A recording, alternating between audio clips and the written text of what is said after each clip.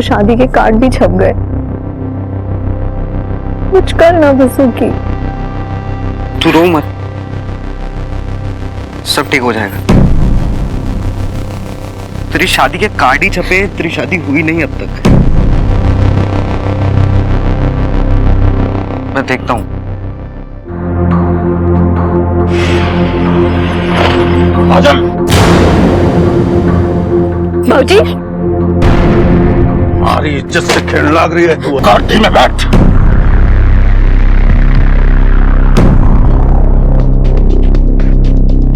गाड़ी में बैठ।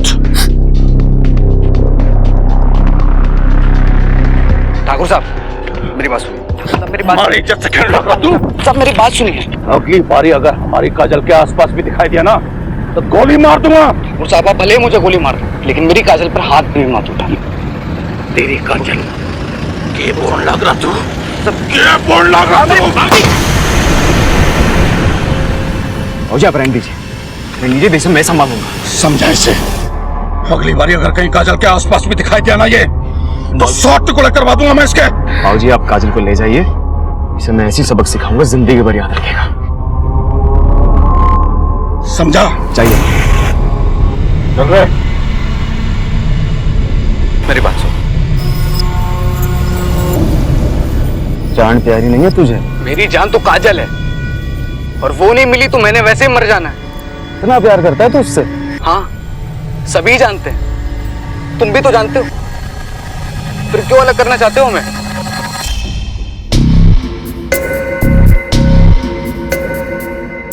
तो ठीक है, आज तुम दोनों का फैसला कर ही रहते हैं। शाम को मंदिर के पीछे आ जाइयो, ठीक 6 बजे। और हाँ, अकेले आइयो।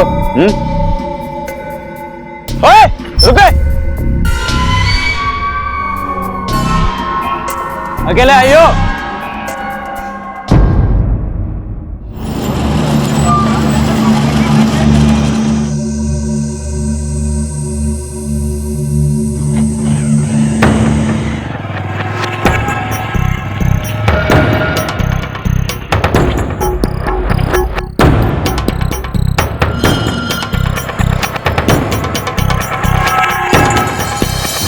इनसे मिल, जिनका नाम कार्ड पे छपा है महेश सिंह। इनकी होने वाली काजल से शादी।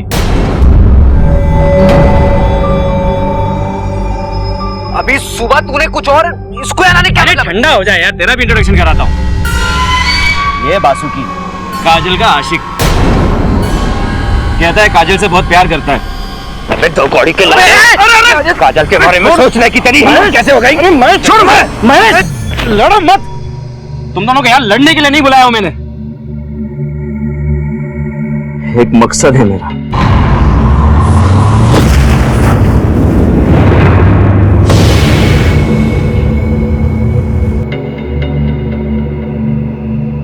देख यार महेश, ठंडे दिमाग से सोच यार, क्या फायदा ऐसे शादी का जिसमें 3 जिंदगियां बर्बाद हो जाए। यार रिश्ते तो जबरदस्ती बन सकते हैं, लेकिन प्यार हासिल नहीं किया जा सकता। और मैं ना अपनी बहन से बहुत ज्यादा प्यार करता हूँ, उसे कभी दुखी नहीं देख सकता मैं। छोड़ यार, ऐसे बात तो तेरी ठीक है, पर तू तो जानता है ना मेरे बाप को, जान से मार देंगे। और अब इन सब चीजों में मैं कर क्या सकता? यार महेश डर मत, देख मेरे पास एक प्लान है।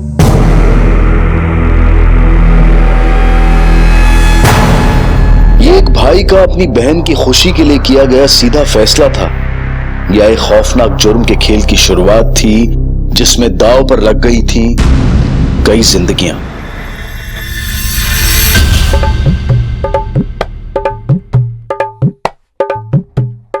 साड़ियाँ अच्छी है ना? अच्छी तरह पैक करना, बजाओ, अच्छा लग रहा है। देखो, इस बार कोई गलती नहीं होनी चाहिए, समझे? काजल बिटिया ना दिखाई दे रही? आपकी लाडली है, आप जाने। अरे भगवान, मन से कड़वाहट निकाल दे। सौतेली बेटी तो क्या हुआ, कन्यादान तो हम दोनों को एक साथ करना है।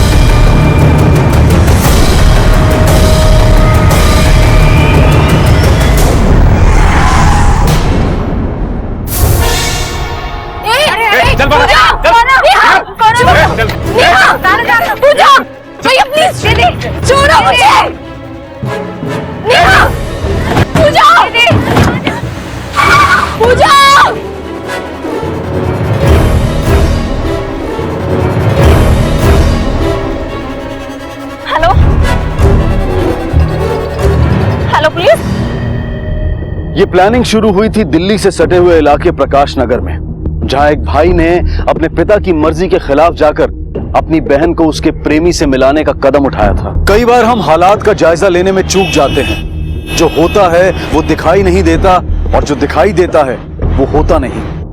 हमारी इज्जत से खेलना रहा है। आज मैं किस्सा खत्म कर डालूंगा, छोड़ूंगा नहीं इसे। हमारी इज्जत से खेलेगा। ठाकुर साहब एक मिनट, कहां जा रहे हैं आप?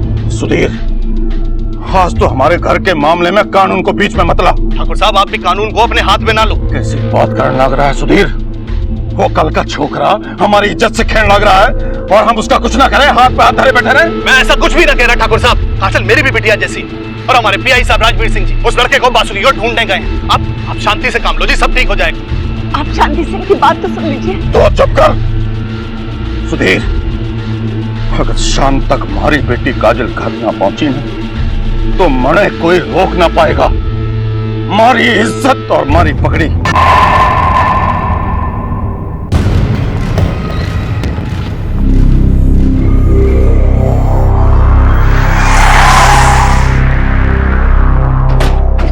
वासुकी आपका लड़का है? जी हाँ, क्या हुआ? कहाँ है वो? वो पासी के मंदिर में सुबह से गया हुआ है। ठीक है। साहब क्या हुआ? मेरे बासुकी ने क्या किया? साहब बताइए ना। किशोर बेटा, थोड़ा जल्दी जल्दी साफ कर लो। बेटा किशोर। जी सर। वासुकी नाम का कोई लड़का है यहाँ? जी। कब से आया मंदिर में? तो सुबह से मंदिर का काम कर रहा है, कुछ दिनों से तो माता की बहुत सेवा कर रहा है। बहुत अच्छा लड़का है। चौधरी,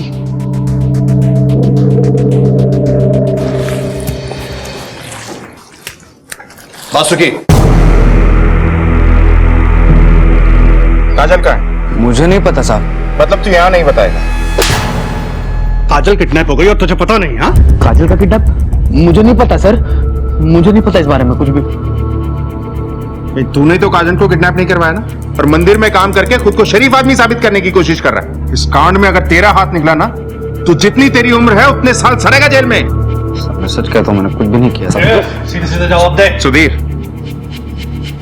बड़े घर की बेटी काजल से प्यार करने की सजा दे रहे हैं आप लोग मुझे, लेकिन सच बोलता हूँ साहब, मैंने उसको किडनैप नहीं किया। सच्चे दिल से प्यार करता हूँ काजल को सर, मैं उसका किडनैप क्यों करूंगा? शर्मा, लेके जाओ इसे। सर मेरी बात सुनिए सर, मैंने कुछ नहीं किया सर। सर काजल से प्यार करता हूँ सर, मैंने कुछ भी नहीं किया। सर मेरी बात सुनिए सर, मेरी बात सुनिए सर, मैंने कुछ भी नहीं किया है। सर महिपाल सिंह बहुत ही गुस्से में है। अगर काजल का कुछ पता नहीं चला तो कुछ भी हो सकता है। वैसे मैंने काजल और बासुकी के कॉल रिकॉर्ड्स निकलवाए थे सर। काजल का फोन तो उसकी लास्ट लोकेशन से ही स्विच ऑफ है, लेकिन बासुकी ने सुबह 3-4 लोगों से बातचीत की है, पर कुछ खास बात नहीं हुई सर। बल्कि उसने तो काजल से भी कोई बातचीत नहीं की सुबह से। किडनैपर्स की गाड़ी की कोई डिटेल हाथ लगी? सर सिर्फ इतना कि वो नीले रंग की गाड़ी है, मैंने अलर्ट जारी करा दिया है। काजल उस वक्त शादी के जोड़े में थी, उसने गहने भी पहने हुए थे, तो हम चोरी के एंगल से भी इनकार नहीं कर सकते। सर लेकिन ये भी तो हो सकता है कि ये सारा खेल बासुकी ने रचा हो। ऐसा भी हो सकता है कि ये लड़की काजल ही कोई खेल खेल रही हो, लेकिन इस सिचुएशन में हम कोई चांस नहीं ले सकते। एक काम करो, बासुकी को रिहा कर दो और उसके पीछे खबरी छोड़ दो। जी। और हाँ, आसपास के सभी पेट्रोल पंप और टोल नाकों की सीसीटीवी फुटेज चाहिए मुझे। सभी गेस्ट हाउस, होटल, सब जगह चेक करो। Railway station, bus stand, taxi stand, सब जगह पूछताछ करो। Right sir.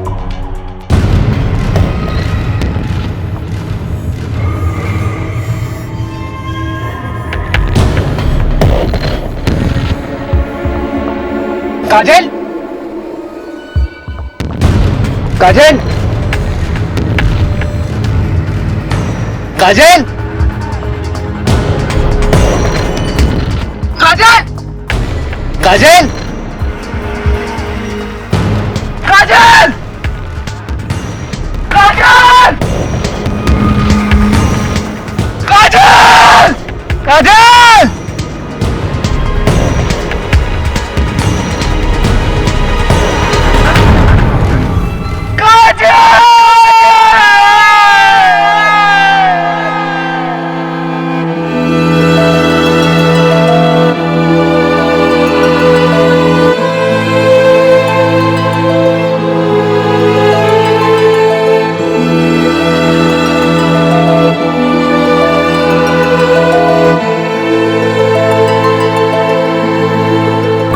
कहाँ तुम?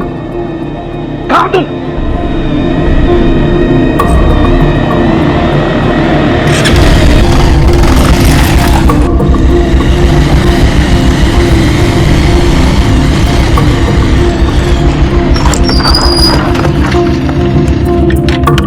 काजल कहाँ है? मुझे भट्टे में नहीं मिली वो। हल्के बोल। प्लान में थोड़ा कॉम्प्लिकेशन हो गया था, इसलिए लोकेशन बदलनी पड़ी। मुझे इससे मतलब नहीं है। वो ठीक तो है, उसे कुछ हुआ तो नहीं? अरे यार भाई हूं मैं उसका। तुझे लगता है मैं उसे कुछ होने दूंगा? चल तो निकल यहाँ से।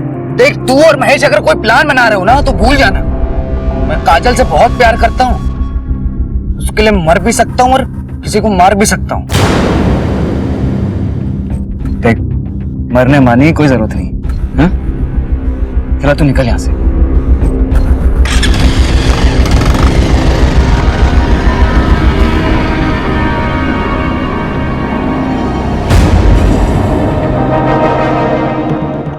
ए महेश, गाड़ी साइड में ले, गाड़ी साइड में ले।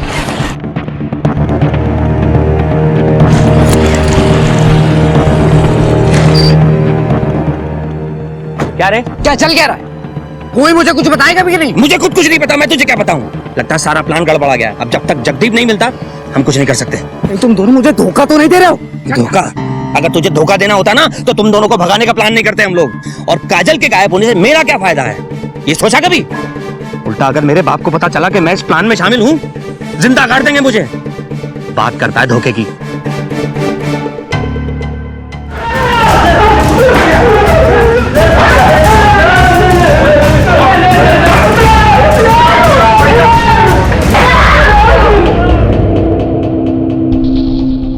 सर कुछ भी हाथ नहीं लग रहा है सर। सर जितने भी चार्जशीटरों को राउंड पे लिया है कुछ खास जानकारी बाहर नहीं आ रही है सर। सर्कमस्टेंसेस तो बासुकी की तरफ इशारा कर रहे हैं। हो ना हो इस सबके पीछे बासुकी का दिमाग है। ये सारा किडनैपिंग का प्लान उसी ने बड़ी सफाई के साथ रचा है सर।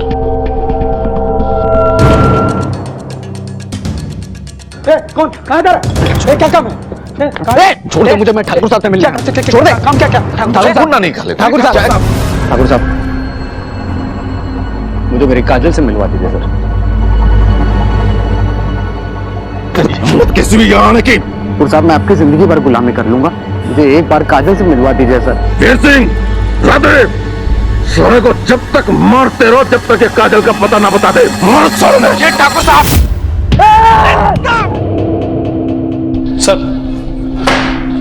सर अभी भी खबर मिली है कि कीर्तिनगर के पास एक खेत में लाश पड़ी है। क्या? सर चलो।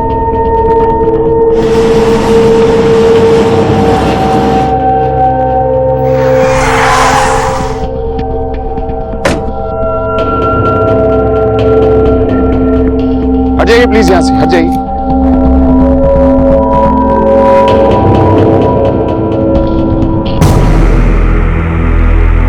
सर ये तो जगदीप की लाश है, काजल का भाई।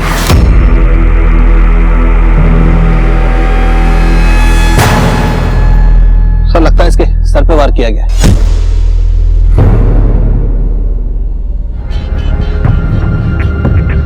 ठीक है, इसकी बॉडी को पोस्टमार्टम के लिए भेजो और इसके घर वालों को इसकी खबर कर दो और इसकी कॉल डिटेल्स जल्द से जल्द चाहिए मुझे। मैं ये जानना चाहता हूं कि ये अकेले में यहां किससे मिलने और क्यों आया था। जगदीप की मौत के बाद किडनैपिंग का दिखने वाला ये केस अब और उलझकर गंभीर रूप ले चुका था। लेकिन ये सब कौन कर रहा था और क्यों? अब तक ना तो काजल की किडनैपिंग की फिरौती का कोई कॉल आया था और ना ही कोई आपसी दुश्मनी का पता लग पाया था। तो फिर क्या मकसद था गुनहगार का काजल की किडनैपिंग और जगदीप की हत्या के पीछे?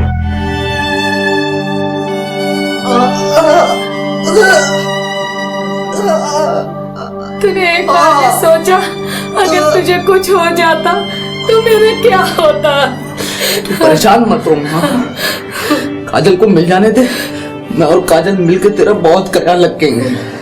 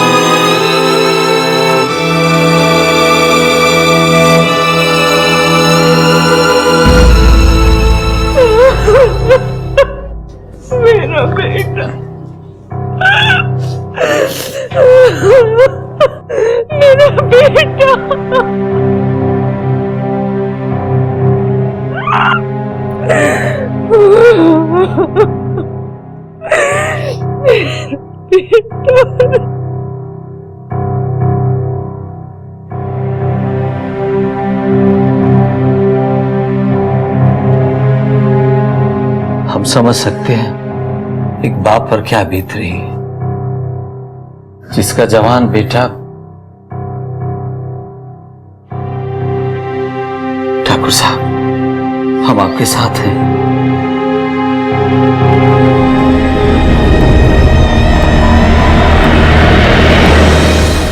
सर, खबरी ने बताया कि जगदीप की मौत से कुछ घंटे पहले उसकी बातचीत बासुकी के साथ हुई थी। सर, मुझे लगता है कि बासुकी कुछ ऐसा जानता है जो हम नहीं जानते।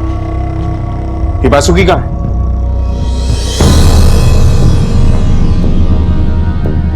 अच्छा हुआ तुम खुद ही आ गए। यार किसे क्या तुम्हारा?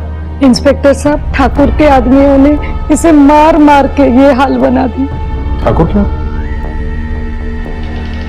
बैठिए। अब ये बताओ कि जगदीप की मौत और काजल की किडनैपिंग में तुम्हारा क्या रोल है? क्या जगदीप की मौत हो गई? कल ही तो मिला था सर मैं उससे। इंस्पेक्टर साहब, मैं आपको बहुत जरूरी बात बताने के लिए आया हूँ। कौन सी बात? काजल की किडनैपिंग का प्लान मैंने, महेश और जगदीप ने मिलकर बनाया था। और जगदीप तो मर गया है और महेश को कुछ पता नहीं है सर। क्या बकवास कर रहे हो तुम? भला क्यों एक भाई अपनी बहन को और एक दूल्हा अपनी होने वाली दुल्हन को किडनैप करेगा? तो आपको क्या लगता है सर कि मैंने काजल को अगवा किया है? जब आपका अपना कोई आपसे बिछड़ेगा ना सर, तब आपको पता चलेगा कि अपनों से बिछड़ने का दर्द क्या होता है। जगदीप और महेश मुझे और काजल को मिलाना चाहते थे सर। मैं झूठ नहीं बोल रहा हूँ आपसे, मेरी बात पे यकीन कीजिए। और जिस जगह उन्होंने काजल से मिलाने का वादा किया तो वहां तो कोई पहुंचा ही नहीं सर। महेश को बुलाओ। Yes sir.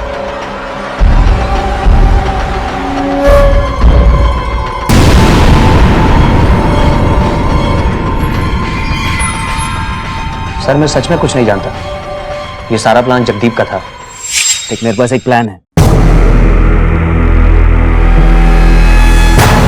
मैंने अपने दोस्त से बात करके एक गाड़ी और 2 आदमियों का इंतजाम कर दिया है। शादी वाले दिन पे काजल को ब्यूटी पार्लर से आते हुए किडनैप कर लेंगे और उसे भट्टे पे ले जाएंगे। वहाँ वो उसे बासुकी से मिलवाएंगे और महेश तू उन्हें जयपुर भेज देगा। हमारी हरकतों पर पुलिस और सबकी नजर होगी, इसलिए उस दिन हम आपस में एक दूसरे से फोन पे बात नहीं करेंगे। और हाँ बासुकी, उस दिन सबसे पहले शक तुझ पे जाए, इसलिए उस दिन तू यहाँ मंदिर में ही रहना।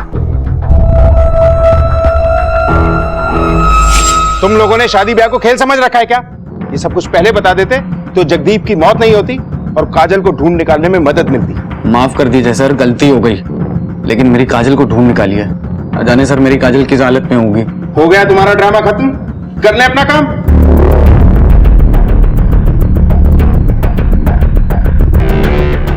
जैसा नजर आ रहा था वैसा है नहीं। मुझे ऐसा लगता है कि इनकी प्लानिंग की आड़ में किसी और ने अपना खेल खेला है।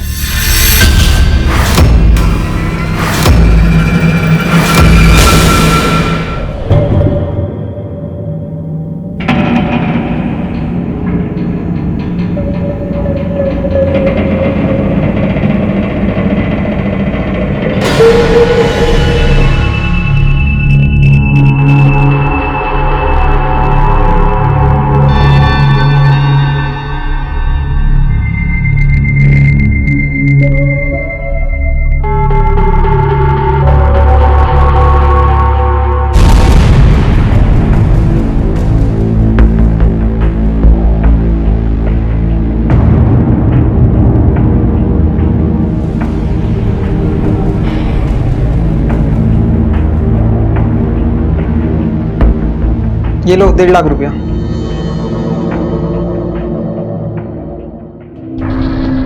हाँ ठीक है सर। जगदीप के कॉल रिकॉर्ड से पता चला है कि उसकी आखिरी बातचीत किसी अननोन नंबर से हुई थी और ये अननोन नंबर चोरी गए मोबाइल का था सर, जिसकी रिपोर्ट भी नहीं लिखवाई गई थी। और उस मोबाइल की लास्ट लोकेशन उसी खेत के आसपास है जहां से जगदीप की लाश मिली थी। फिलहाल तो फोन स्विच ऑफ है सर।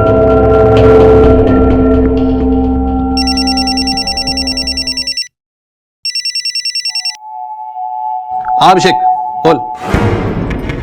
हेलो पापा। क्या रे, इसको फोन लगा रहा है? अभिषेक क्या हुआ? फोन लगाता है? आज तेरे को पता था। रुक साले। The number you have called is currently switched off.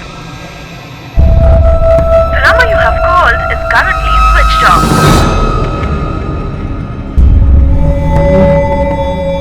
हाँ हेलो, तुम घर पे हो? अभिषेक से बात कराओ। अभिषेक घर कुछ बता के गया है? नहीं, कुछ नहीं, मैं बताता हूं तुम्हें। हाँ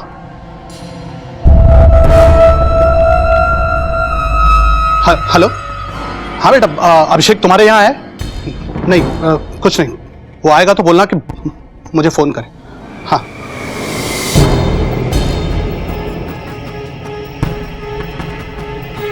सर, अभी अभिषेक का फोन आया था सर, मेरे बेटे का।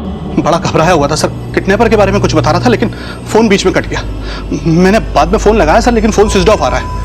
मैंने घर पे, दोस्तों पे, सभी से बात की सर, लेकिन बात नहीं हो पा रही। वो किसी के साथ नहीं है। उसका फोन सर्विलेंस पे डालो। हाँ सर। जब आपका अपना कोई आपसे बिछड़ेगा ना सर, तब आपको पता चलेगा कि अपनों से बिछड़ने का दर्द क्या होता है। सर कहीं ऐसा तो नहीं कि अभिषेक का किडनैप? चलो। महेश और बासुकी द्वारा जगदीप के बनाए प्लान का राज खुल जाने के बाद पुलिस असमंजस में पड़ गई थी। एक तरफ सब कुछ प्लान के मुताबिक हो रहा था और दूसरी तरफ प्लान बनाने वाला खुद अपने ही प्लान का शिकार बन गया था। और अब तो गुनहगार का हौसला इतना बढ़ चुका था कि सब इंस्पेक्टर के बेटे अभिषेक की किडनैपिंग के पीछे उसी का हाथ होने की संभावना ने सबके होश उड़ा दिए थे। अक्सर हमें लगता है कि पुलिस वाले दूसरों के दुख समझ नहीं पाते, पर असल में उनकी ड्यूटी ऐसे कठिन हालात से घिरी होती है जहां उन्हें गुनहगारों को पकड़ने के अलावा और कोई सुध-बुध नहीं होती।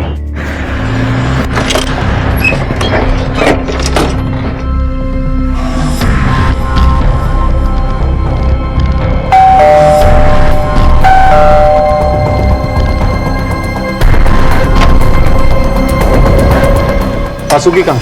यहाँ नहीं है। सुदीप, घर की तलाशी लो अच्छी तरह। जी सर।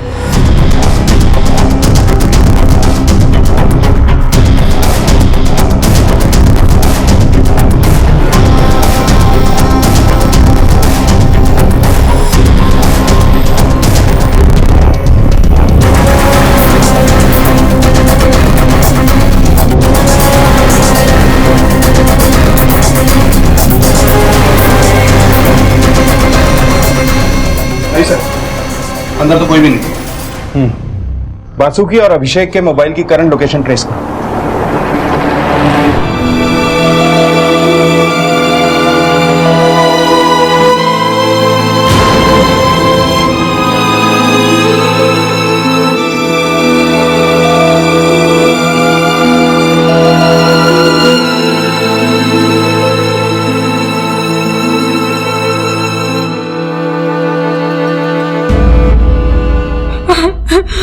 आज मैं PSI सुधीर की बीवी नहीं, अभिषेक की मां बन के आई हूँ। इंस्पेक्टर साहब, मेरे बेटे की जान खतरे में है। आप उसे बचा लीजिए, प्लीज उससे बचा लीजिए। आप टेंशन मत लीजिए, आप पानी पीजिए, घबराइए नहीं, हम बहुत जल्द उसे ढूंढ निकालेंगे। इन्हें छोड़ के आओ।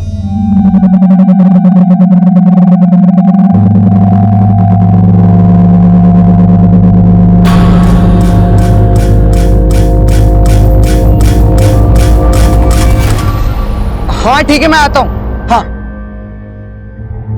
अभिषेक की कोई खबर? नहीं सर, लेकिन हमारी एक टीम उसकी लोकेशन ट्रेस कर रही है सर। कहीं ये महिपाल का खेला हुआ खेल तो नहीं? मुझे नहीं लगता सर। महिपाल सिंह एक दबंग आदमी है सर। वो चाहे तो अपनी बेटी को सरेआम गोली मार सकता है, लेकिन ये किडनैपिंग का खेल नहीं खेलता सर। और वैसे भी मामला अब उसके इकलौते बेटे की मौत से जुड़ गया है सर। मुझे नहीं लगता सर।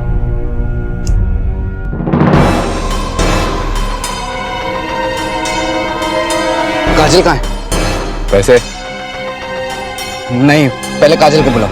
पैसे। हेलो, क्या? हम पहुंचते हैं। क्या हुआ? एक लाश मिली है सर। चलो।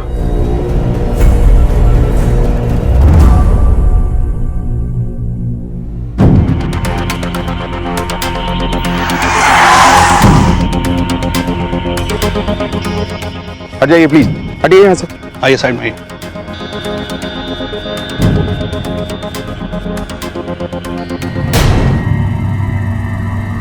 लगता है काजल को भी बड़ी बेरहमी से मारा गया। बॉडी को पोस्टमार्टम के लिए भेजो और महिपाल सिंह की फैमिली को इन्फॉर्म करो। जी सर।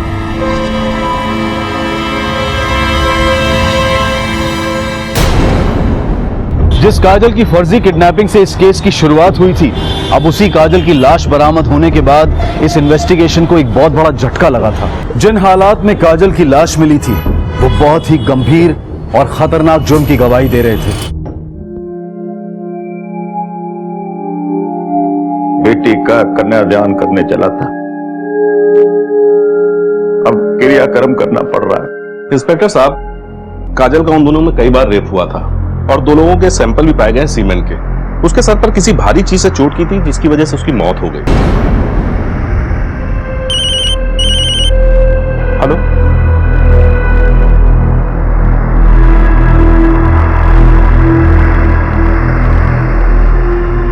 सर एक और लाश मिली है।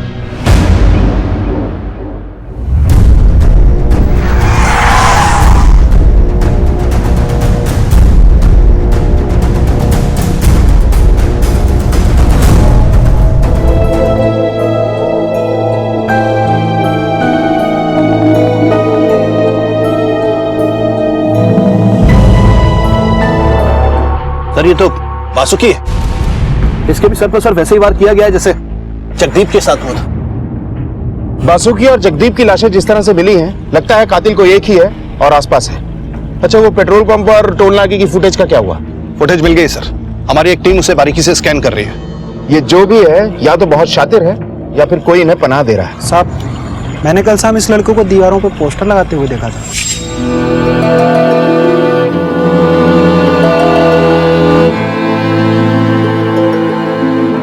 काजल और बासुकी की नई जिंदगी की शुरुआत तब उन दोनों की मौत पर खत्म हो चुकी थी।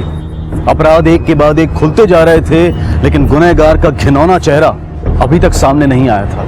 इंस्पेक्टर साहब, क्या दोष था मेरे बासुकी का?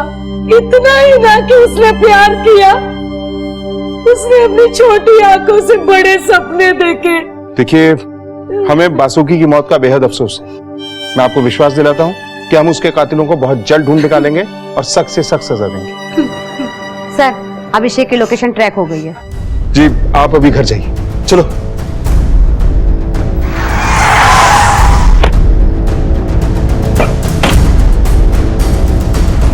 सर ये तो महिपाल सिंह का पुराना गोडाउन है।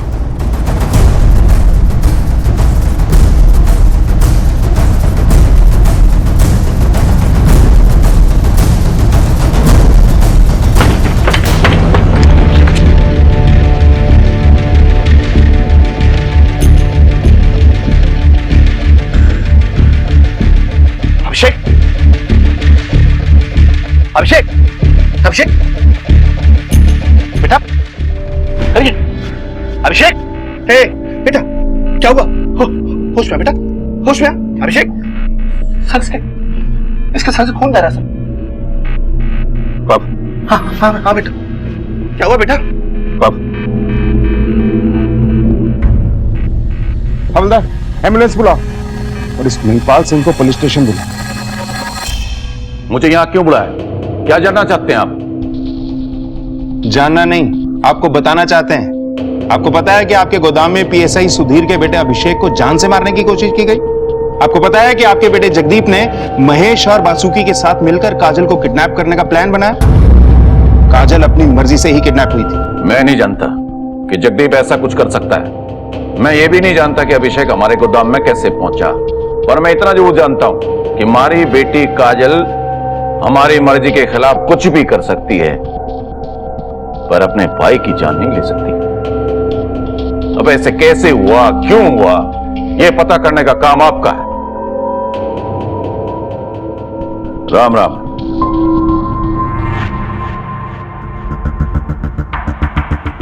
मैं उन दोनों को अच्छी तरह से जानता हूं। दोनों चकरपुर के लखन और बबलू हैं। दोनों का प्लान जयपुर जाने का था। तुम उन्हें इतनी अच्छी तरह से कैसे जानते हो? क्योंकि तीसरा किडनैपर मैं खुद था। मैंने रखा था उन्हें अपने काम के लिए था। लेकिन ऐसा लग रहा था कि वो किसी और के लिए काम कर रहे हैं। क्या बकवास कर रहा है सुधीर? होश में तो है? सुधीर छोड़ो, दिमाग खराब हो गया तेरा। क्या बकवास कर रहा है? छोड़ो उसे, मैंने कहा।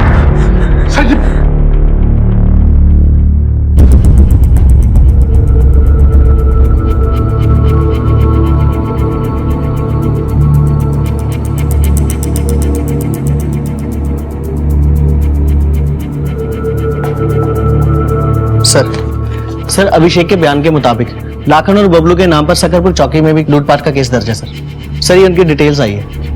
इन दोनों के फोटोग्राफ्स दिल्ली से लेकर जयपुर तक सारे पुलिस स्टेशन, बस अड्डे, रेलवे स्टेशन और चेक नाकों पर सर्कुलेट करो और अपने खबरियों को भी एक्टिवेट करो। किसी भी कीमत पर ये बच के नहीं निकलने चाहिए। सर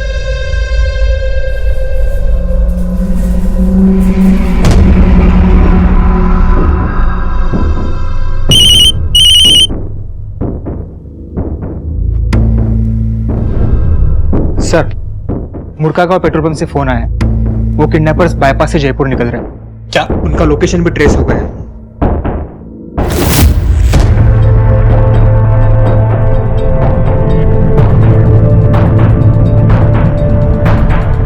ये पुलिस कहां से आ रही है? क्या कर रहा है? अबे भगा!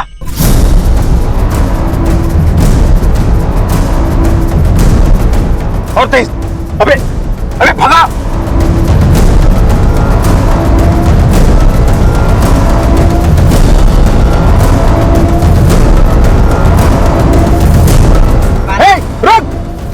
आगे लाओ, इसके आगे चलो। निकल गाड़ी रख, पीछा करो इसका। तो रास्ता बंद है। भाग जल्दी भाग। रुक।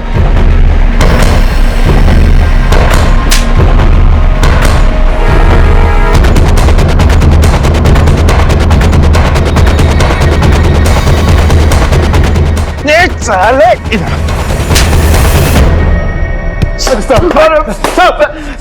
अरे नहीं, अरे बस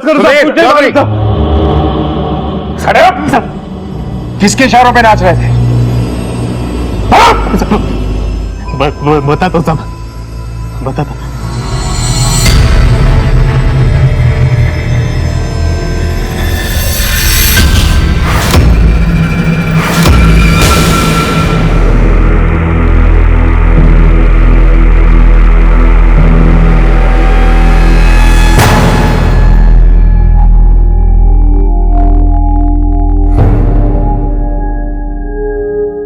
भाऊजी,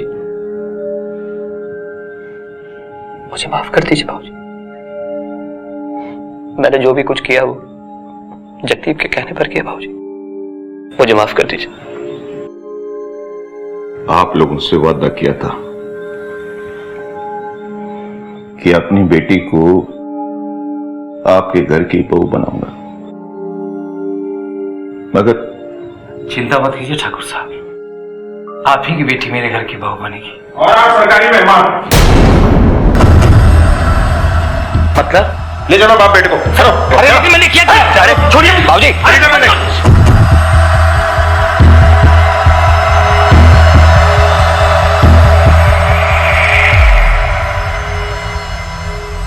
हमें यह क्यों लाया गया है?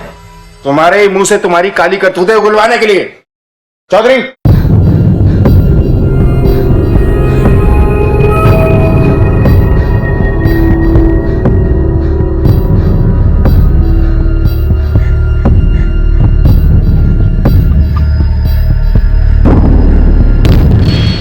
वासुकी और काजल की शादी करवाने के लिए जगदीप और मैंने किडनैपिंग का ड्रामा किया था, और उसके लिए मैंने बबलू यादव और लाखन की मदद भी ली थी।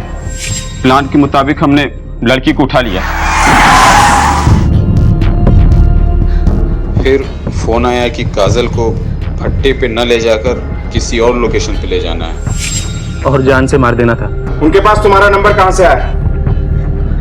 सर, जगदीप के प्लान के हिसाब से मुझे सिर्फ इतना करना था कि काजल और वासुकी को यहाँ से भगाने के बाद जयपुर में उनके रहने का इंतजाम करूं, और इसीलिए मेरे पास वो नंबर था जो ये तीनों इस्तेमाल कर रहे थे, और इसके बारे में मैंने पिताजी को पहले ही बता दिया था। शादी के कुछ दिन पहले ही मुझे तहसीलदार से ये खबर मिल गई थी कि महिपाल सिंह अपनी जायदाद अपने बेटे जगदीप और बेटी पूजा के नाम कर रखी है। सोचा शादी के बाद कोई रास्ता निकालूंगा, मगर जैसे ही महेश ने इनका प्लान मुझे बताया, मेरे दिमाग में एक और प्लान आ गया। काजल को तो मारना ही था, पर उसकी खूबसूरती सांप बनकर हमारे दिमाग को ढस रही थी।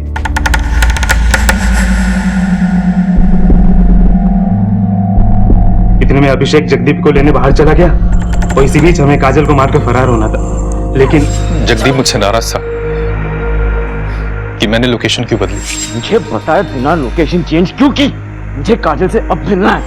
मैं सड़क के किनारे से जगदीप को लेकर वापस आ रहा था तो हमने देखा कि बबलू काजल को अपनी हवस का शिकार बना रहा है।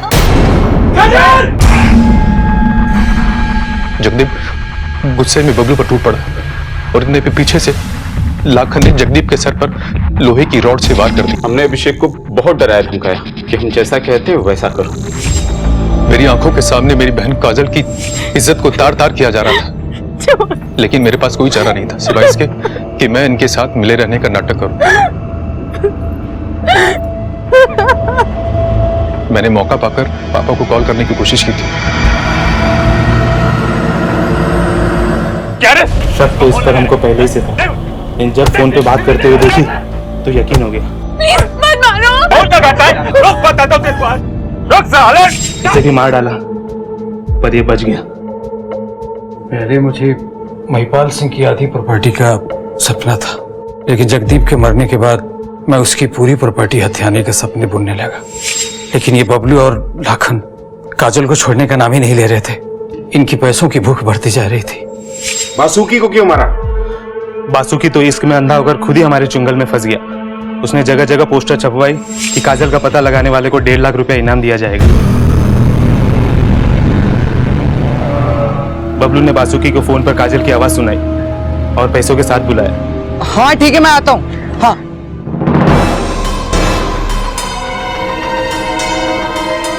काजल कहाँ है? पैसे काजल को बुला। और काजल? काजल का जितना फायदा उठाना था हमने उठा लिया। अब वो हमारे लिए खतरा बन चुकी थी तो हमने उसे भी। तेरे लालच ने 2 घरों के चिराग बुझा दिए। सिसक सिसक के काजल ने अपनी जान दी। इस घिनौने अपराध के लिए फांसी का फंदा भी तेरे लिए एक छोटी सजा है। काम चाहे कितना भी अच्छा क्यों ना हो, लेकिन अगर उसे करने का तरीका गलत है तो वो बिगड़ ही जाता है।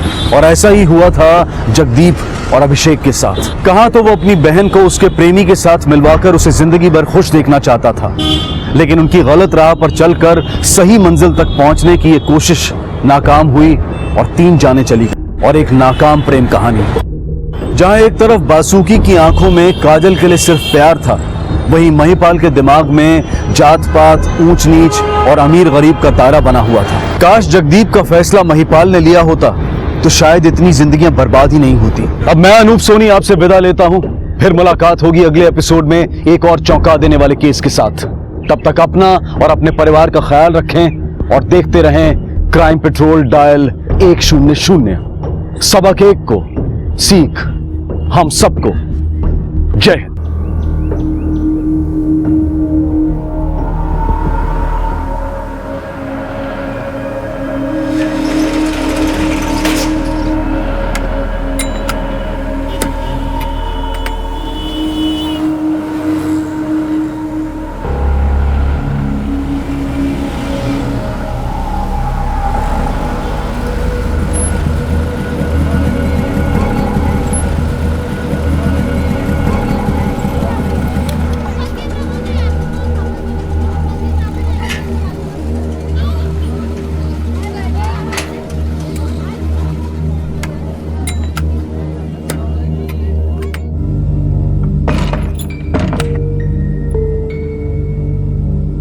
आरती,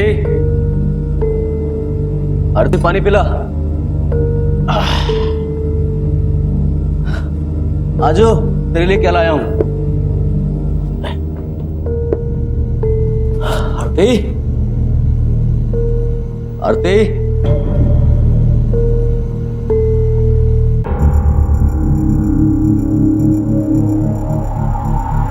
आरती भैया थे। आरती,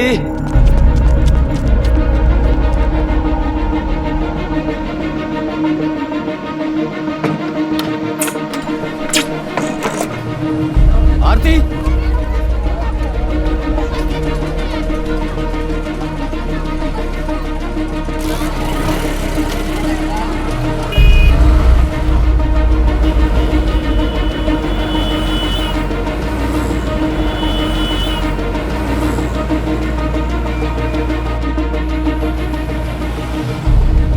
जिग्नेश भाई। अरे श्रीकांत भाई सुता हूँ। आरती को देखा क्या? आरती को यहाँ कैसे देखूंगा? नहीं, हो सकता है कि इधर से गुजरी हो तो आपने देखा हो तो। नहीं नहीं। अरे बात तो सामड़ो।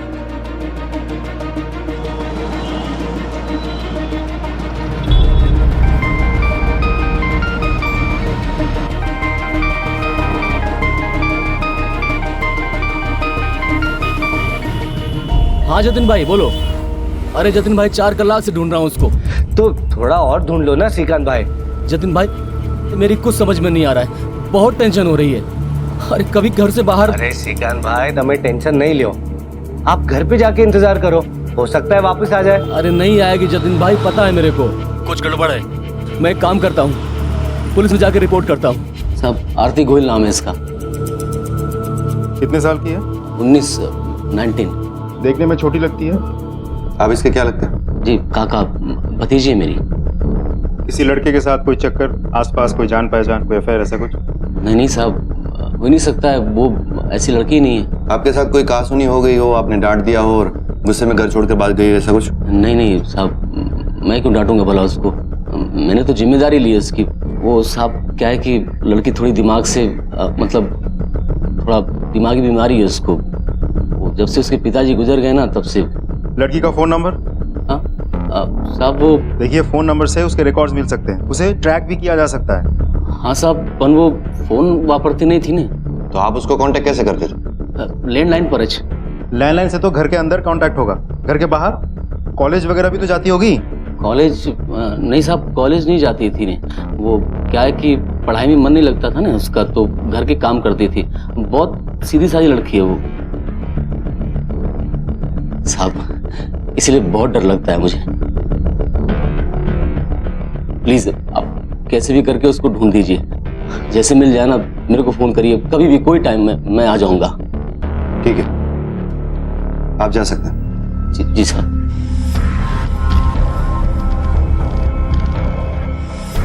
फोटो की कॉपीज करवाओ और सारे हॉस्पिटल्स और मॉर्ग्स में इंक्वायरी करो। सारे पुलिस स्टेशन में फोटो सर्कुलेट करो, तब तक आसपास पूछताछ करते हैं। Yes sir.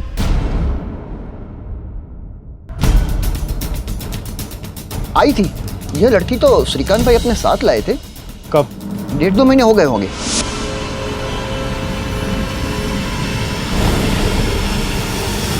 उसके बाद वो छोकरी कभी दिखाई नहीं दी। श्रीकांत भाई उसे घर के अंदर रखते थे ताला लगाकर। मुझे सब बड़ा अजीब सा लगा, तो फिर मैंने एक दिन श्रीकांत भाई से पूछा कि ताले का चक्कर क्या है, तो बोले अरे वो भतीजी छे हमारी, लेकिन नॉर्मल नहीं छे, दिमाग की प्रॉब्लम है ना उसको, इसीलिए ताले के अंदर रखना पड़ता है उसको ताकि कोई प्रॉब्लम ना हो जाए।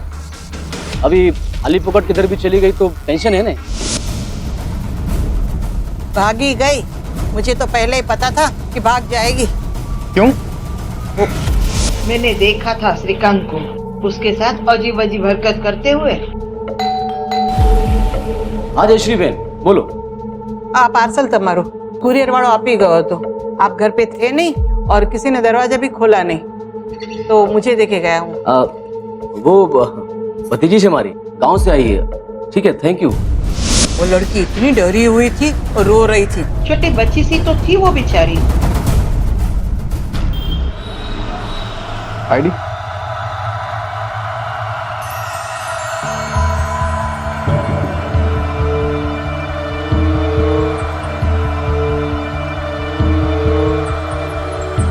ये आपका शादी नहीं है?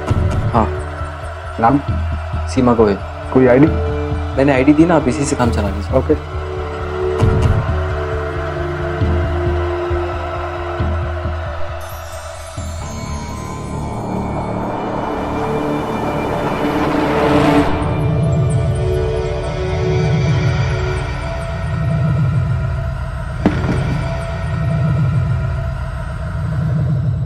Yes sir.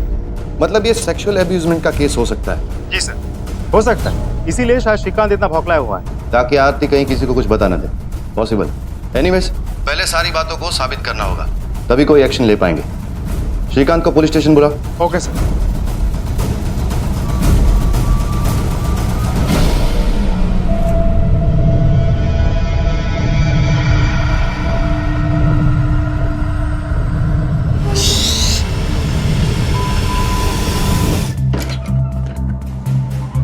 सर, श्रीकांत का कुछ पता नहीं चल रहा है। आसपास के लोगों से तो सबसे पूछताछ कर ली।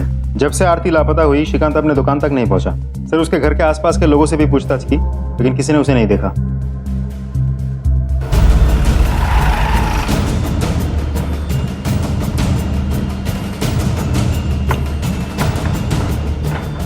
मेहता, तुम ऊपर जाओ, तुम लोग इस तरफ जाओ।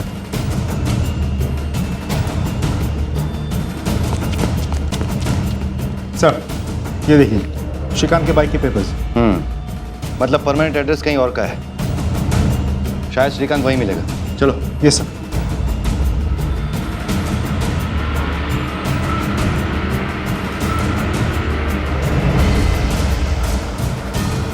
कमाल है, श्रीकांत के माँ बाप है आप। वो कहाँ गया, उसे क्या हुआ, आप कुछ नहीं जानते? मेरे को इसी बात का डर था। मैं तमने कीधु हतो कि एक बार फोन करके देखो। जो ये क्या हो गया, कया गयो मारो श्रीकांत। मतलब साहब, श्रीकांत से हमारा कोई कांटेक्ट नहीं। जिस दिन से वो उस लड़की को लेकर आया था, आज सोच है तूने लगन कर लिया हमारे बिना। अरे बापूजी, लगन करना थे ने, कर ली। अब अबे आप भी स्वीकार करो, अन्य आशीर्वाद दो। इस छोकरी की उम्र देखी है तो सिर्फ आधी उम्र की लगती है ये। तुम्हें जो करना था तुम कर चुके, लेकिन इसमें हम भागीदार नहीं होंगे। अरे जब लड़की को कोई प्रॉब्लम नहीं है तो आप लोगों क्यों हो रही है?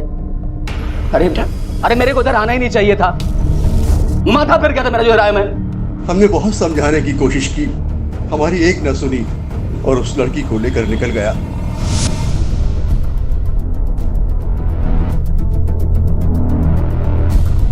यही वो लड़की है जिससे श्रीकांत ने शादी की थी? हाँ जी। इसी से लगन किया था श्रीकांत ने। तो फिर श्रीकांत ने हमसे झूठ क्यों बोला कि आरती उसकी पत्नी नहीं भतीजी है? आरती गोयल नाम है इसका। कितने साल की है? 19। आप इसके क्या लगते हैं? जी काका, भतीजी है मेरी। शायद लड़की उम्र में छोटी है, इसलिए हमें आरती के घर वालों से भी पूछताछ करनी होगी।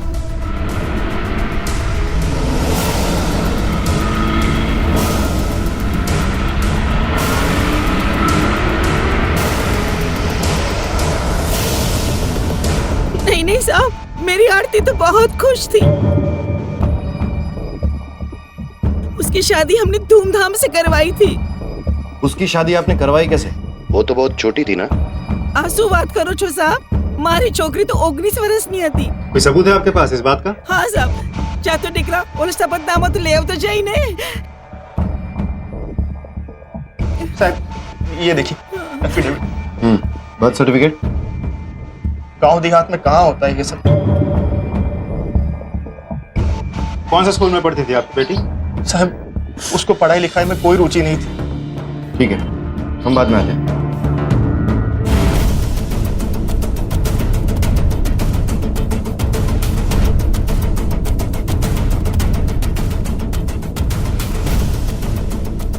इसे जानती हो तुम? ये आरती है, मेरी दोस्त।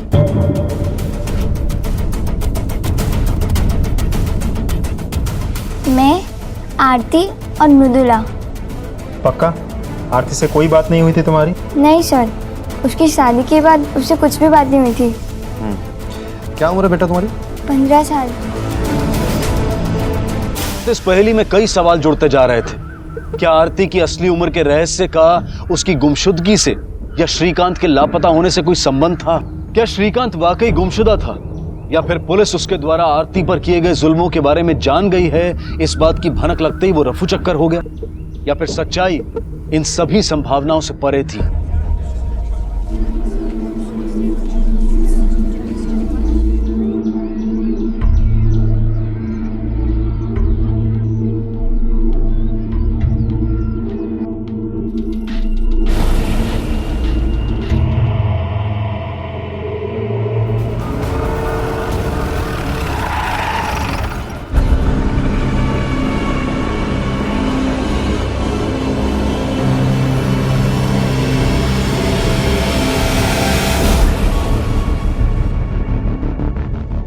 मल्टीपल स्टैब वुंड्स हैं। किसने मारा होगा, वो भी इतनी बेरहमी से? इसके सारे रिकॉर्ड्स आ गए? सर बैंक स्टेटमेंट्स तो आ गए हैं, फोन कंपनी से भी बात हो गई, रिकॉर्ड्स आते ही होंगे। सिर्फ एक लड़की लापता हो जाती है, उसका पति खुद चल के मिसिंग कंप्लेंट दर्ज करवाता है और झूठ कहता है कि वो मेरी पत्नी नहीं भतीजी है। आरती गोयल नाम है इसका, प्लीज आप कैसे भी करके उसको ढूंढ दीजिए। आप इसके क्या लगते हैं? भतीजी है मेरी।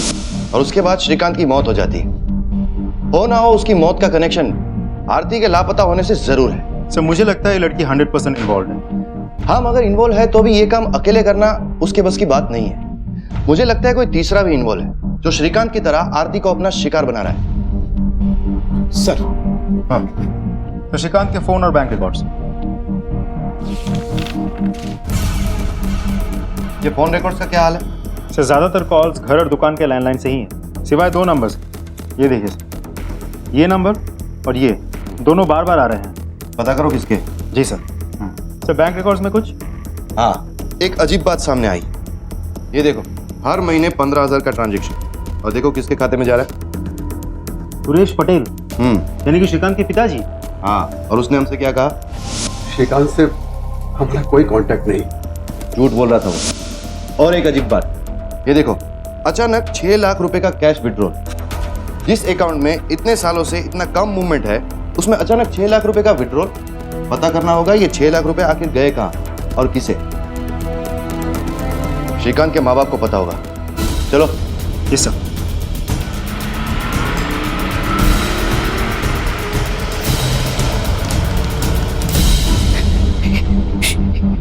ये कैसे हो गया?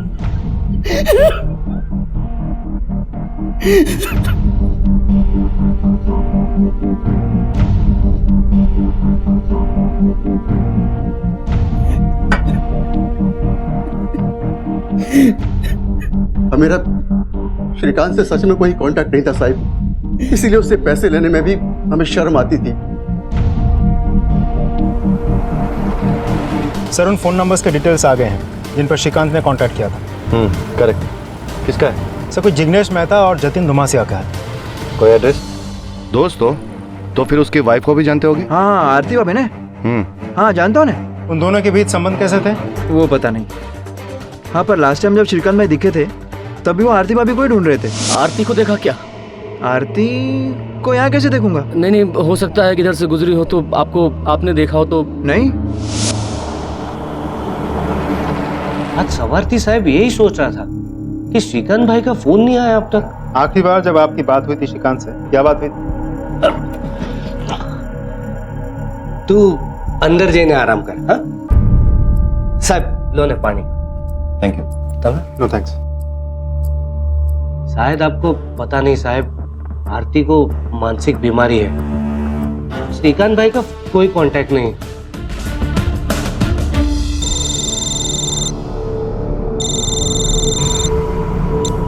हेलो।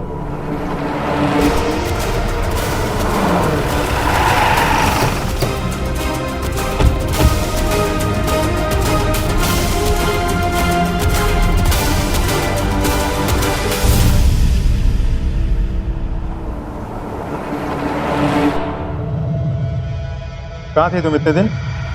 हाँ बोलो।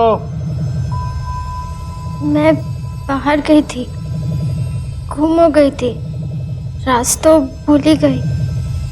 क्या उम्र है तुम्हारी? साहब, मैंने बोला ना आपको, मैं 19 की हूँ। आरती, झूठ बोलने से पहले अच्छे से सोच लो। श्रीकांत को तुम नहीं मारा है ना? श्रीकांत जी मर गए? ज्यादा अनजान बनने की कोशिश मत करो तुम। एक तो तुम्हारे पति का मरने का कोई दुख या गम तुम्हारे चेहरे पर दिख नहीं रहा है, जैसे कि तुम्हें सब कुछ पहले से पता हो। और तुम्हारा ठीक उसी समय गायब हो जाना जिस वक्त तुम्हारे पति की मौत होती है। आरती, हमें तुम पर पहले से ही शक है। अब तुम जितना ज्यादा झूठ बोलती जाओगी, हमारा शक उतना ही बढ़ता जाएगा। सच बताओ। नहीं साहब, मैंने श्रीकांत जी को नहीं मारा। मारा है या नहीं मारा वो हम पता कर लेंगे। खून करके कोई बचता नहीं है। देखो आरती, तुम्हें बयान बदलना है तो अभी बदलो, बाद में मौका नहीं मिलेगा। सच बताओ, सही में तुम्हारी उम्र 19 साल है? हाँ।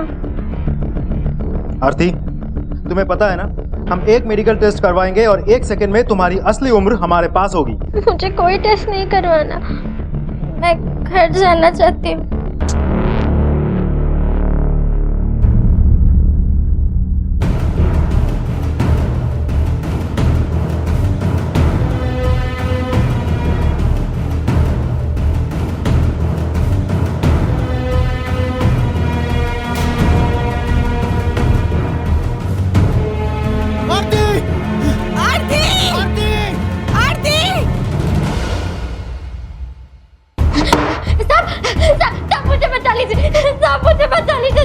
वो लोग मेरे साथ जबरदस्ती करते। साहब मुझे बचा लीजिए। देख आरती, बहुत है क्या अब यहाँ? चुपचाप चल वरना नहीं आऊंगी मैं, जो करना है कर लो।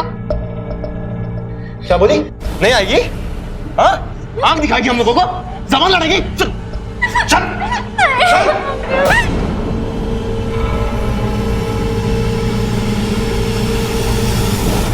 आप लोग इसके साथ जबरदस्ती नहीं कर सकते क्योंकि कानूनन ये बालिग है। हाँ, अगर नाबालिग होती तो आप इसे अपने साथ घर ले जा सकते थे। बताइए, बालिग है या नाबालिग? इसकी असली उम्र क्या है? 15, 16? सब 19 वर्ष नीचे, 19 साल की। फिर तो आपने इसके साथ कोई भी जबरदस्ती की तो जेल की सलाखों के पीछे होंगे आप, समझे? जाइए साहब, जाइए, हम इसे छुड़वा देंगे।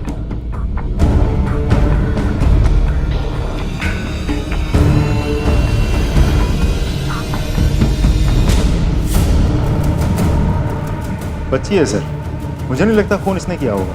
मेहता, जो दिखता है वो हमेशा सच नहीं होता। इस बात को तुम अच्छी तरह से जानते हो। आरती का बैकग्राउंड चेक करवाओ और जिस जगह से श्रीकांत की लाश मिली थी उसके आसपास के इलाके में इसके फोटोज को सर्कुलेट करो। हो सकता है कहीं पर किसी ने इसे देखा और इसे पहचान ले। Yes sir.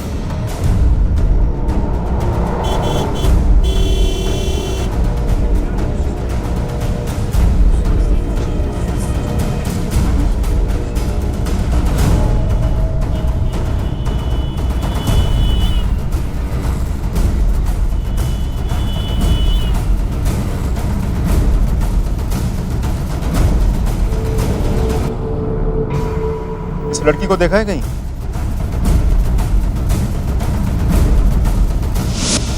हाँ सर, पास के होटल में ही आई थी और इसके साथ में एक लड़का भी था। उस लड़के की शक्ल देखी थी? हाँ सर।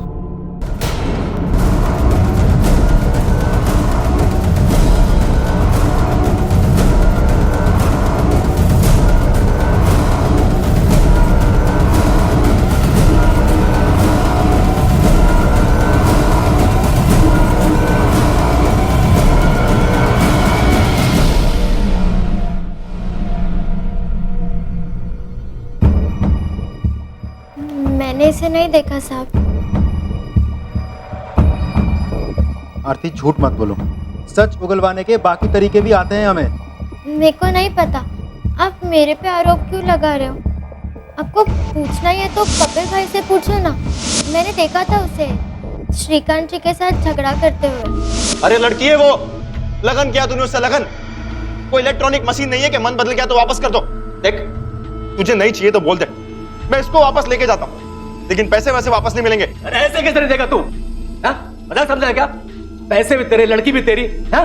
अच्छा, लेकिन अब तक तो वो तेरे साथ ही थी ना। बोल, इतने दिन तो उसको वापरा कि नहीं वापरा? ये सब भी मुफ्त में नहीं होता है, चार्ज लगता है इसका भी। मेरे को सिखाता है तू? मेरे को सिखाता है? निकल यहाँ से, निकल। जा रहा हूँ मैं, लेकिन तुझे छोड़ूंगा नहीं मैं, याद रखना तू। हाँ जा। जा रहा हूँ। हाँ साहब, श्रीकांत भाई ने 6 लाख रुपए दिए थे मेरे को, पर आरती माटे नहीं। दहेज तो हम देंगे ना, उनसे लेंगे थोड़ी। वो क्या है ना साहब, मेरे को नवा धंधा स्टार्ट करना था, एटले कैपिटल के नाम पर उन्होंने पैसे दिए थे मेरे को। घर नो जमाई छीने, वो मदद नहीं करेंगे तो कौन करेगा? पर साहब, मैं वो पैसे उनको वापस देने वाला था। तुम्हारे साथ श्रीकांत का जो झगड़ा हुआ था उसका क्या? ना साहब, कोई झगड़ा वगड़ा नहीं हुआ था। मैं और श्रीकांत भाई तो पक्के दोस्त बन गए थे, वरना आजकल के जमाने में इतने पैसे कौन किसी को देता है? तो तुमने उसे नहीं मारा? नाना साहब, इतने भले आदमी को कोई क्यों मारेगा? साहब, आप आरती से पूछो, उसी ने किया होगा। सर, दोनों एक दूसरे पे उंगली उठा रहे हैं। इन दोनों में से झूठ कौन बोल रहा है और क्यों? दोनों ही तो झूठ नहीं बोल रहे सर। શું વિચારો છો સર? विचारू છું કે इसको कहीं देखा है, कहाँ?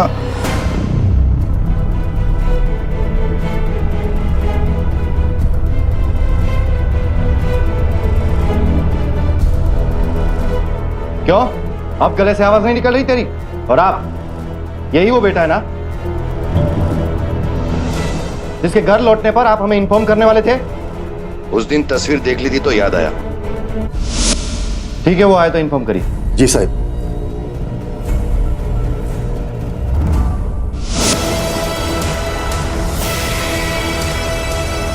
इतनी नफरत करता था तो श्रीकांत से? अपनी भाई के मौत पर जब माँ बाप शोक मना रहे थे तब तू गायब था। वो मुझे कुछ जरूरी काम था। कौन सा जरूरी काम? काम से आरती का कोई लेना देना? देख, सच बता दे वरना तेरे को इतना मारेंगे ना कि बजाय इसके तू अपने माँ बाप की सेवा करे, तेरे माँ बाप जिंदगी भर तेरी सेवा करेंगे, समझा?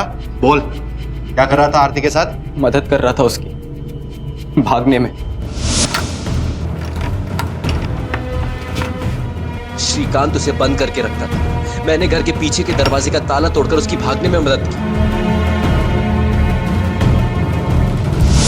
तू आरती से प्यार करता था ना, इसीलिए उसके साथ मिलकर श्रीकांत की जान ले ली? सर ये क्या बोल रहे हैं आप?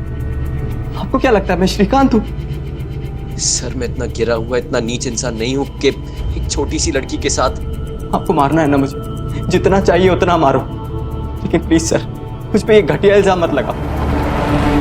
आरती सच सच बताओ, तुमने विपुल के साथ मिलकर उसको मारा है ना, श्रीकांत को? क्या चल रहा था तुम दोनों के बीच? हम दोनों के बीच શું બોલું છું તમે? विपुल भाई ने तो मुझे उस राक्षस से बचाया है। वो शरीफ आदमी है साहब, ना वो मेरे बारे में कुछ गलत सोचेंगे ना मैं उनके बारे में। श्रीकांत ने मेरे साथ क्या क्या किया आपको नहीं मालूम साहब। अच्छा हुआ, सारू थी, वो मर गया। मेरी जिंदगी बर्बाद कर दी उसने, और अब मेरे पे शक कर रहे, विपुल भाई पे शक कर रहे। संदिग्ध अपने बयानों और स्पष्टीकरण से किसी तरह से पुलिस को गुमराह करने की कोशिश कर रहे थे। अब पुलिस के सामने 3 मुख्य संदिग्ध आए। पहला आरती का भाई कपिल, जो लालच की वजह से पैसे लौटाने को तैयार नहीं था। दूसरा श्रीकांत का भाई विपुल, जिसे श्रीकांत और उसके किए से सख्त नफरत थी। और आखिर में श्रीकांत की पत्नी आरती, जो श्रीकांत की दी हुई यातनाओं का बदला चाहती थी। लेकिन इसके बावजूद पुलिस के पास कोई ठोस सुराग नहीं था। इस गतिरोध के सामने तहकीकात घुटने टेकने ही वाली थी कि अचानक एक वारदात हुई। मैं, आरती और मृदुला। सर, मृदुला के पोस्टमार्टम रिपोर्ट। सर ये मृदुला तो 15 साल की थी, नाबालिग। बैकग्राउंड चेक, इसके घर वालों से बात की? यस सर, उसके घर वालों ने बताया कि वो शादीशुदा है। उसके पति का नाम जिग्नेश है और एड्रेस उसी दुकान का है जो श्रीकांत के दोस्त जिग्नेश का है। Yes sir. बोल, वरना खाल उधर दूंगा तेरी। कुछ भी खरीदने बेचने की लायक नहीं रह जाएगा, तू समझा ना? बोल। साहब मैंने मृदुला को नहीं मारा है। हाँ मैं मानता हूँ कि मैंने उसके फैमिली को पैसे देके उससे शादी की, लेकिन मारा नहीं। मुंह से कम अपना ही नुकसान करा उन्हें। पैसे तो वसूल होने चाहिए। साले, पैसे वसूल? इंसान थी वो, खिलौना नहीं, समझा? और एक बात बता, मृदुला के परिवार से तुझे किसने मिलवाया? वो हमारे दोस्त है ना, उन्होंने भी उसी गांव की छोरी से लगन किया था। क्या नाम है उसका? जतिन भाई, भोजन बहुत स्वादिष्ट लागे छे। अरे खास તમારા માટે બનાવ્યું છે, મજા કરો ને। ખાઓ ખાઓ।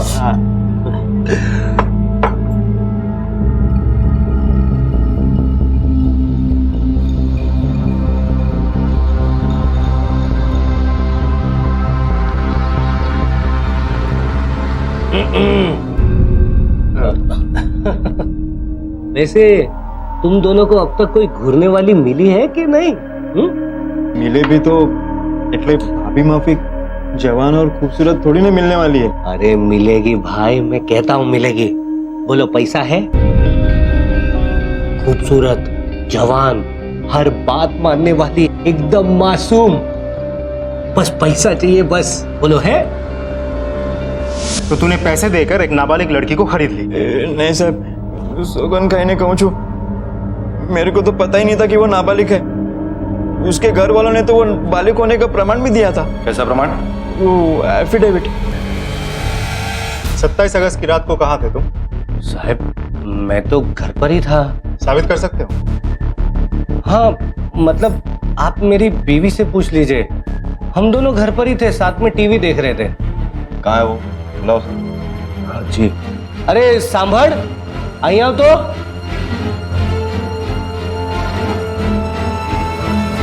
27 अगस्त रात को क्या ये आपके? मेरे साथ ही थे, हम लोग टीवी देख रहे थे। श्रीकांत और जिग्नेश ने तुम्हारे जरिए पैसे देकर शादी की? ना ना साहब, शू बात करो छो, दोनों 30-35 साल के कुंवारे हैं, उनको बस शादी करनी थी तो मैंने मदद कर दी, बाकी पैसों के बारे में मुझे नहीं पता साहब। शादी नाबालिग लड़कियों से? ना ना साहब, नाबालिग लड़कियों से कैसे शादी करेंगे, वो तो अपराध है ना। दोनों ने बालिग लड़कियों से ही शादी किया होगा। और तुमने? तुम्हारी बीवी भी दिखने में तो नाबालिग ही लगती है। साहब लगती है पर है नहीं, 20 वर्ष नहीं छे। मारी पास प्रमाण पत्र छे, लगन के पहले पूरी खातरी कर ली थी मैंने। दिखाओ जरा। अब जी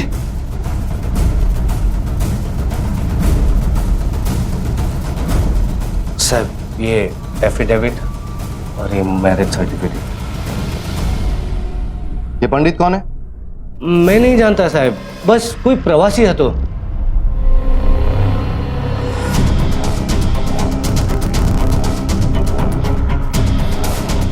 साहब ये एफिडेविट और ये मैरिज सर्टिफिकेट। साहब ये देखिए एफिडेविट। मिल गया रास्ता।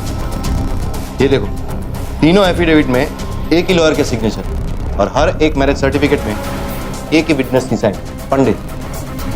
अब ये इत्तेफाक तो हो नहीं सकता कि हर एक मैरिज में एक ही राह चलता आदमी विटनेस बन गया। सर इतने सारे लोगों के साथ वही घटना है, घटनाओं के साथ जुड़े एक ही लोग, तो ये तो बहुत बड़ा है। रैकेट है।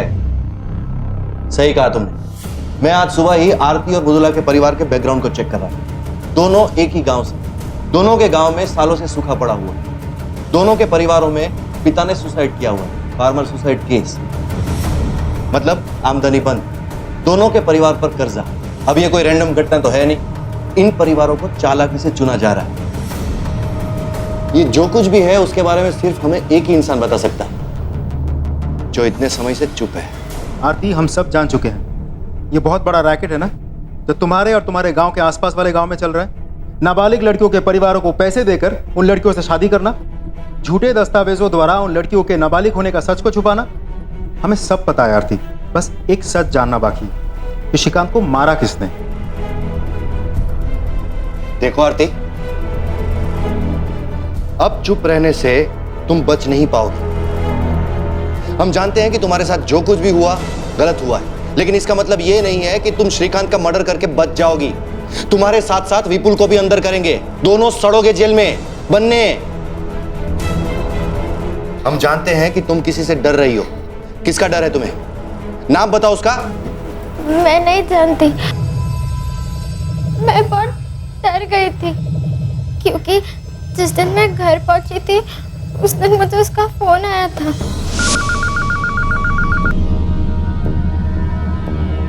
हेलो। अगर तूने अपना मुंह किसी के सामने खोला ने तो मैं तुझे मार डालूंगा, जैसे तेरे उस आदमी को और तेरी उस मृदुला को। तो इंसान दो लोगों को मार सकता है, वो मुझे भी तो मार सकता है ना। आरती, तुम डरो मत, तुम्हें कोई नुकसान नहीं पहुंचाएगा, इसकी गारंटी हम तुम्हें देते हैं। लेकिन इसके लिए तुम जो कुछ भी छुपा रही हो वो सब हमें बताना होगा। मैं आपको सब सच बताती हूँ।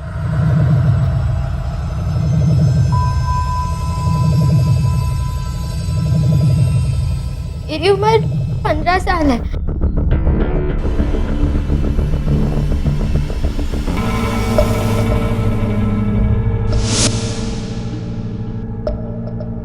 ये लो, आप लोगों के खजाने की चाबी। દીકરા જો તું બધું બરાબર છે ને? अरे 8वीं क्लास का पेपर थोड़ी कितना चेक कर रहा है, कोई गलती नहीं है। ऐसे हजार हम रोज बनवाते हैं। इस एफिडेविट के मुताबिक आरती कानूनी रूप से बालिग है। इसका एक कॉपी बनवा के रख लो। कल को कोई आरती की उम्र के बारे में पूछे तो ये पेपर दिखा देना। इसके आगे तो पुलिस भी कुछ नहीं कर सकती। कोई झमेला तो नहीं है ना? अरे कुछ नहीं होगा, जब तक ये एफिडेविट है कोई कुछ नहीं बिगाड़ सकता। आखिर इतना खर्चा करके बनवाया श्रीकांत भाई है, आप बिल्कुल टेंशन मत लो, कोई झमेला नहीं होगा। ठीक है, तो ये लो कपिल भाई, पूरे 6 लाख हैं, गिन लो आप। अब हमारी आरती आपकी हुई। आता था वो मुझे। श्रीकांत और मृदुला की हत्याओं के मामले एक बड़े रैकेट की ओर इशारा कर रहे थे और पुलिस को अब इस रैकेट की भनक लग चुकी थी। लेकिन वो इस घिनौने खेल के सिर्फ मोहरों को नहीं बल्कि इसके सरगना को पकड़ना चाहती थी और उन्होंने अपनी तहकीकात नए सिरे से शुरू की। लेकिन इस बीच तेजी से बढ़ रहे उस रैकेट का क्या? दिन रात आरती और मृदुला जैसी मासूम नाबालिग लड़कियों की जिंदगियां दांव पर लगी हुई थी और ये कुप्रथा सिर्फ बढ़ती ही जा रही थी।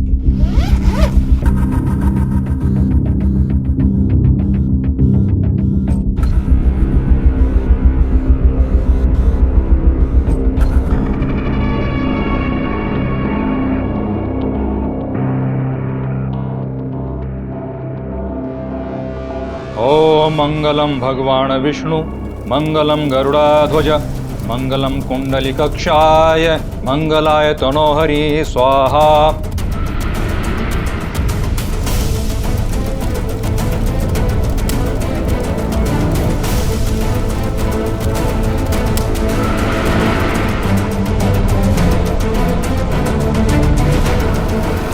श्रीमान, अभी वधू को मंगलसूत्र पहनाइए। रुको,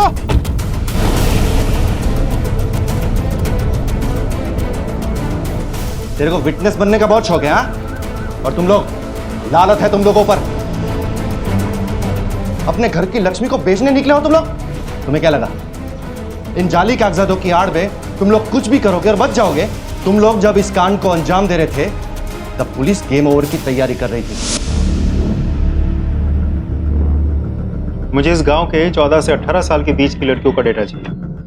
उनके लिए अलग टॉयलेट्स बनवाने का प्रपोजल है, तो संख्या तय करनी है। डेटाबेस मिल सकता है? जी हाँ, मिलेगा। Thank you. अब तुम लोग ऐसी जगह पर जाओगे जहां पर सिर्फ एक ही सौदा होता है, पुलिस के डंडे का सौदा। चलो चल। सूखे के कारण सभी किसान त्रस्त हैं। इस कारण से जब भी कोई किसान आत्महत्या करता था तो उसका क्रियाकर्म मैं ही करता था और इसी प्रकार उसके परिवार के बारे में मुझे पता चलता था। अगर सौदे की गुंजाइश होती पंडित मुझे बता देता, फिर हम खरीदार ढूंढने निकलते। खरीदार? हाँ? खरीदार? खरीदार ढूंढना था। 1 मिनट, श्रीकांत के मुद्दे पर आ। सर, वो आप लोगों के पास आने वाला था। हम सब ने उसे रोकने की बहुत कोशिश की लेकिन उसे किसी की नहीं सुनी। लेकिन मैंने श्रीकांत को नहीं मारा। मुझे ये भरोसा था कि ये मामला हम तक कभी नहीं पहुंचेगा। अरे डॉक्यूमेंट एकदम खरे थे, पैसे का लेन देन भी कैश हुआ था और एक दिन अचानक हमें पता लगा कि श्रीकांत की मौत हो गई। पर हमारे लिए तो अच्छा ही था ना। तुझे कैसे पता चला श्रीकांत पुलिस के पास जाने वाला था? क्या तुम्हारी बीबी मृदुला इस सारे रैकेट का पर्दाफाश करने वाली थी? हाँ। तुमने इसके बारे में किसी को कुछ बोला था? हाँ। किसे? आखिर पुलिस ने इस रैकेट से जुड़े लोगों को रंगे हाथों पकड़ा, लेकिन अब भी 2 गुत्थियां सुलझनी बाकी थी, श्रीकांत और मृदुला की हत्याएं। और यही इस तहकीकात की आखिरी मंजिल थी। पंडित, वकील और जिग्नेश इस मंजिल तक पहुंचाने वाले आखिरी पायदान थे और इन तीनों की जुबान पर एक ही नाम था। लेके चलो इसे थाने। साहब, मैं साचू कहूँ छू साहब, मैंने कुछ नहीं किया साहब। ये सारे लोग ना झूठ बोल रहे हैं सर, मैंने कुछ भी नहीं किया। ये तेरे ही फोन रिकॉर्ड्स है ना? तूने ही वकील को फोन किया था। अरे अजय भाई, आपके समझ में नहीं आ रहा है क्या? श्रीकांत पुलिस के पास जा रहा है, हमें उसे रोकना पड़ेगा। हमारे एफिडेविट एकदम पक्के हैं, हमारा लेन देन भी कैश में हुआ है, तो पुलिस से क्यों डरते हो? देखो अजय भाई, मैं आपको बोल रहा हूँ, श्रीकांत का आप कुछ करो वरना मैं कुछ करता हूँ। फिर हमने जिग्नेश से पूछा, मृदुला ने पुलिस को सारी सच्चाई बताने की ठान ली थी, और ये बात जिग्नेश को पहले से ही पता थी। और मृदुला के मौत से पहले जिग्नेश ने ये बात सिर्फ एक इंसान को बताई थी। अरे जिग्नेश 15 साल की लड़की है वो, थोड़ा सख्ती से पेश आना, उसे धमका डरा। किया जतिन भाई, नती मानती। कोई मतलब नहीं समझा भी ना। अब मैं ही कुछ करता हूँ। आरती को डराने के लिए तुमने ही फोन किया था ना? सच सच बोलो, तुम्हारे फोन रिकॉर्ड से हमें यह भी पता चला है। देख, हमें पता है कि तूने ही दोनों खून किए, और जब हमें विश्वास हो जाता है ना, तब हम उम्र, आदमी, औरत कुछ नहीं देखते। तुम्हें भी नहीं छोड़ेंगे। अब बोल बोल। हाँ साहब, मैंने ही दोनों को, श्रीकांत और मृदुला दोनों को। मेरे मना करने के बावजूद भी वो लोग आपके पास आ गए, इसलिए मैंने उसे।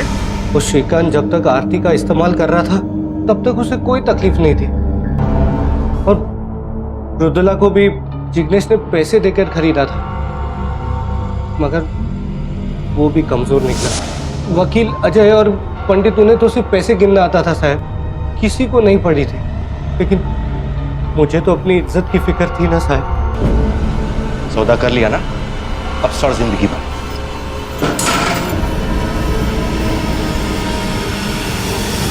श्रीकांत और मृदुला का हत्यारा जतिन आखिरकार पकड़ा गया। पैसों के बदले शादी की आड़ में नाबालिग लड़कियों को बेचने के इस रैकेट के खत्म होते ही पूजा, आरती और उन जैसी अनगिनत बदनसीब लड़कियां अब आजाद थीं। लेकिन जीवन के इस खौफनाक दौर ने उनके मन में कई गहरे घाव छोड़े थे, और उन्हें भरने में काफी देर लगने वाली थी। इस केस द्वारा हमारे समाज का एक बेहद घिनौना चेहरा सामने आया, जहां किसान आत्महत्या जैसी दुखद घटना का भी लोगों ने अपने स्वार्थ के लिए फायदा उठाया। ऐसे विभत्स और चौंका देने वाले कुकर्म अक्सर सभ्यता की आड़ में हमारे आसपास ही हो रहे होते हैं। जरूरी है कि हम उन्हें पहचाने, बेनकाब करें और शिकस्त दें। अब मैं अनूप सोनी आपसे विदा लेता हूं, फिर मुलाकात होगी अगले एपिसोड में एक और चौंका देने वाले केस के साथ। तब तक अपना और अपने परिवार का ख्याल रखें और देखते रहें क्राइम पेट्रोल डायल 100। सबक एक को, सीख हम सबको। इस तरह के और भी एपिसोड देखने के लिए हमारे चैनल को सब्सक्राइब करें और बेल आइकन दबाना ना भूलें।